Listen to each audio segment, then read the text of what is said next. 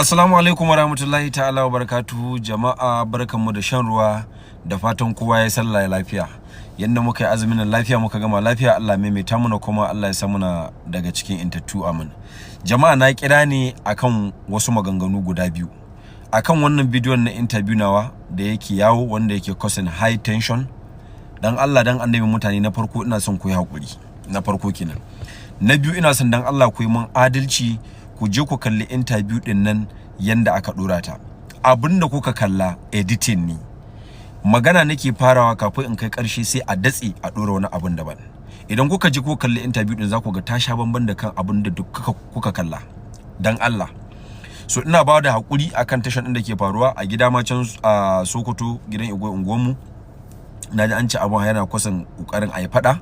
Dan Allah ku yi hakuri, ku wanda kuka ji an yi muku ba daidai ba ku yi hakuri, ku wanda kuke ganin kaman nayi daidai ko kuma kuke magoya bayana kuma ku yi hakuri. Abu na farko da zan yi magana akai shine magana ta farko ta cewa na fi karfin kamu. Jama'a ban fi karfin kamu ba, ni dan kasa ne.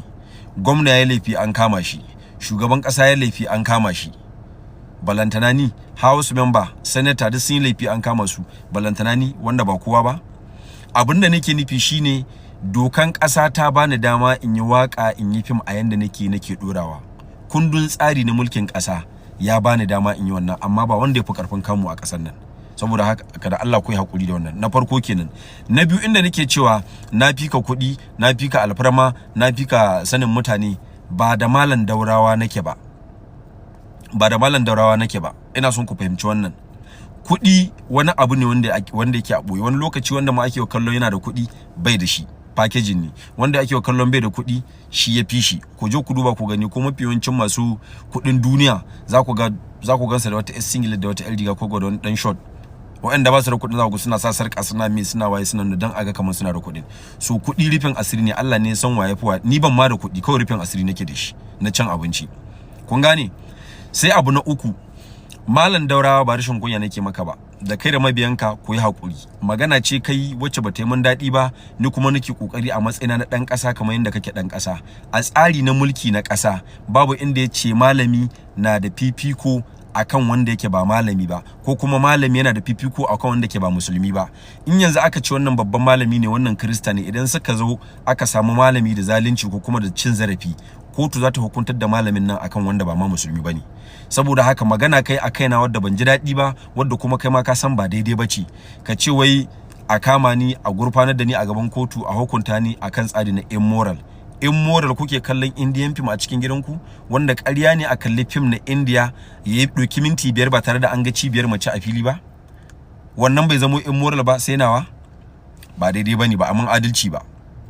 Saboda haka kuma idan kuka duba za ku ga akwai malamai da dama da ba sa irin waɗannan abubuwan. Kaga wannan dokta dan gidan Shaggumi baya irin wannan abun, baya kiran mutane haka kawai ka ji ya zage mutum ko da kodin iska ne.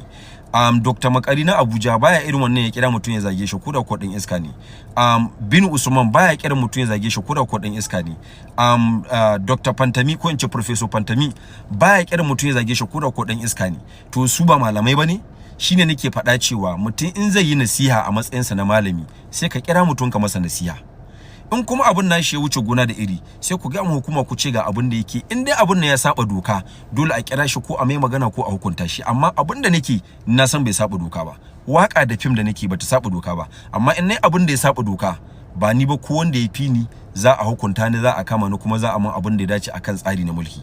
Saboda haka da Allah jama'a ku yi hakuri. Ni ba ina yi bane dan in zagi wani, bana zagin malamai. Babana malami ne, yayana malami ne, yayata mace malama ce, mahaifiyar ta haife ni malama ce. Duk gidanmu kowa malami ne.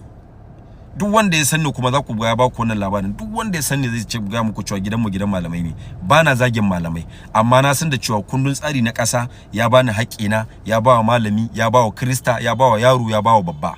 Saboda haka dan kana malami ba daidai bane ka hawo mumbari kana zagin mutane, bai kamata ba. Idan har nasiha kake son ka yi, ka nemi mutumin nan ka masa nasiha. Haka tsari yake na addini, haka tsari yake na kundin ƙasa. Ko a tsari na addini babu inda aka ce malami ya sa riga ya je dinga kiran mutane na musu yana cin zarafin su, ba daidai bane. So shine ne ya kira akai. Amma da kai da ɗaliban naka in kun ji ba daɗi ku yi hakuri. Amma dan Allah dan Annabi duk wanda ya san zai mun nasiha in yana da number na ya kira ni, in bai da number na ya bincike a